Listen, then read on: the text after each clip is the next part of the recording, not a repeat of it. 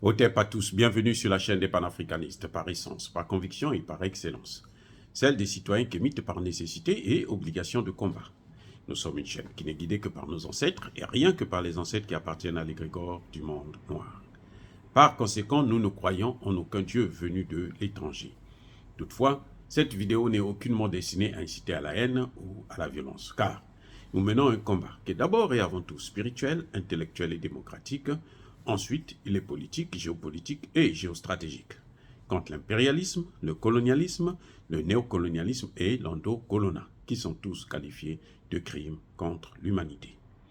Nous menons ce combat sur la base du principe fondamental que nous avons hérité de nos ancêtres kémites, qui est celui de la Mahat, c'est-à-dire solidarité, vérité et justice. Vous êtes donc en droit de connaître la vérité et nous avons l'obligation de vous dire la vérité, rien que la vérité, afin que justice soit rendue au continent africain. Et ça, c'est notre modeste contribution dans cette noble lutte en faveur de la souveraineté, la dignité, la solidarité et l'unité africaine. C'est exactement ça que nous appelons le panafricanisme. Bien-aimés frères et sœurs, les États-Unis sont en difficulté. Les États-Unis, en voulant trop gagner, ont fini par perdre. Les États-Unis n'ont reçu aucun mandat, qu'il soit humain, qu'il soit divin, de contrôler le monde, de dominer le monde.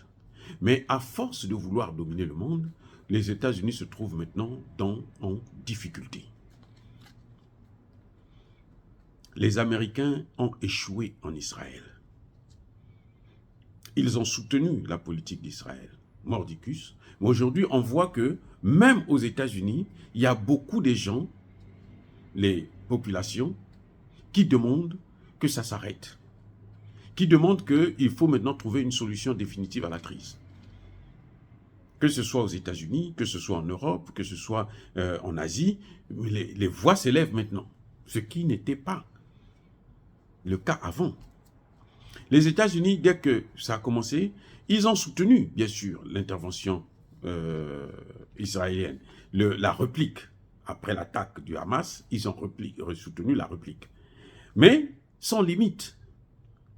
Et puis, ils n'ont jamais proposé une solution définitive à cette crise.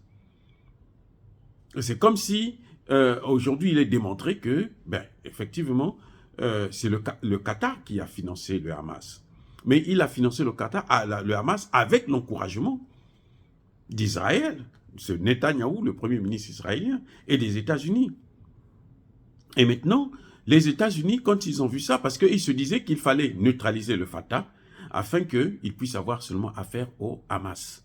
Et que le Hamas, comme c'est des va-t-en-guerre, donc il y aura des affrontements, ça va leur permettre d'occuper encore des colonies, d'occuper encore le territoire palestinien. Ce qui reste en tout cas du territoire palestinien. Vous voyez?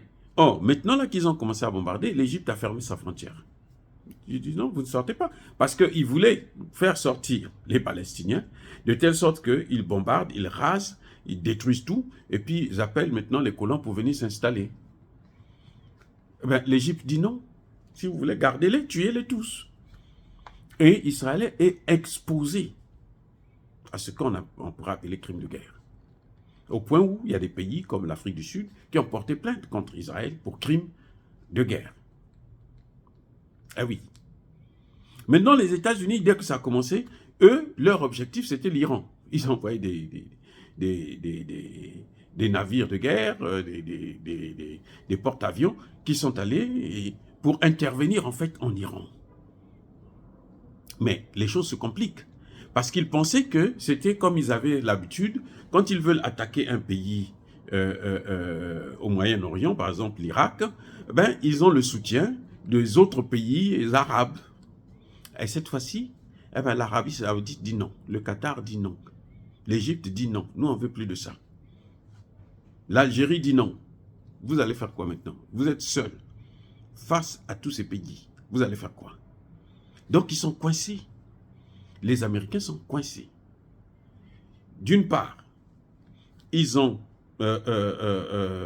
n'arrivent plus à arrêter Netanyahou, parce qu'on lui demande plutôt, même pas un cessez-le-feu, hein, une pause humanitaire, une longue pause humanitaire, eh bien Netanyahou dit, moi je ne veux pas de ça, moi je veux continuer la guerre. Les Américains se font baiser. Alors, maintenant, d'autre part, Israël avait commencé à normaliser ses relations avec l'Arabie Saoudite. Et tout ça, c'est parti en fumée, ils ont tout chamboulé. Ce sera plus facile, surtout que l'Arabie Saoudite, aujourd'hui, est liée à l'Iran. Ils ont eu des accords. Ils ont pacifié leurs relations sous l'égide de la Chine et de la Russie. Parce qu'on voit seulement la Chine, mais en fait, c'est la Russie qui avait commencé avec ces négociations depuis très longtemps, qui a travaillé là-dessus. Et la Chine est venue finaliser. Et puis on voit que tous ces pays-là sont en train de frapper à la porte des BRICS. Donc on voit maintenant qu'il y a d'une part les BRICS et d'autre part le G7 et l'OTAN. Les gens sont en train d'abandonner le G7 et l'OTAN pour aller vers les BRICS. Les BRICS, c'est la multipolarité. Le G7 et l'OTAN, c'est la monopolarité, avec l'hégémonie américaine. Et ils sont en train de perdre cette hégémonie, parce qu'ils ont voulu faire des guerres partout. Vous voyez, les Américains font des guerres partout. Hein. Ils ont une guerre en Ukraine, en Europe et l'Asie. Ils ont une guerre maintenant au Proche-Orient. Ils ont des guerres en Afrique. Vous avez la Libye et les conséquences de l'intervention en Libye. Ce que nous voyons dans le Sahel, dans le golfe de Guinée, c'est encore eux. Ce n'est pas d'autres gens, ce sont eux. Vous voyez, et là, maintenant, ils sont dans une situation très compliquée. Ils ne savent plus quoi faire. Et ils ont beau envoyer des missiles, aujourd'hui, leur enfant chéri, Israël, commence à être condamné, même par des Juifs eux-mêmes. Ici, aux États-Unis, il y a des Juifs qui ont marché pour demander que ça s'arrête. Et vous savez, pire, c'est qu'ils sont en train de mettre la vie des otages en danger. Il y a des otages qui pourraient probablement tomber sous les bombes israéliennes. Par le Hamas, les bombes israéliennes. Les parents des otages ne veulent rien savoir. Ils disent non, vous devrez arrêter cette affaire-là. Et quand les États-Unis tentent de faire pression sur Netanyahou, Netanyahou maintenant il refuse. Et ils se sont fait avoir. Et de plus en plus, des voix s'élèvent.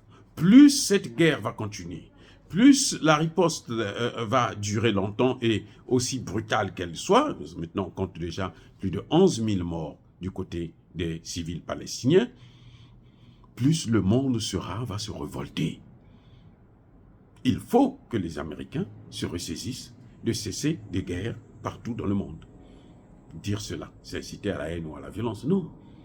Il faut trouver une solution, comme disait Dominique de Villepin, la solution ne doit pas être la force ou la vengeance, mais la solution doit être la justice.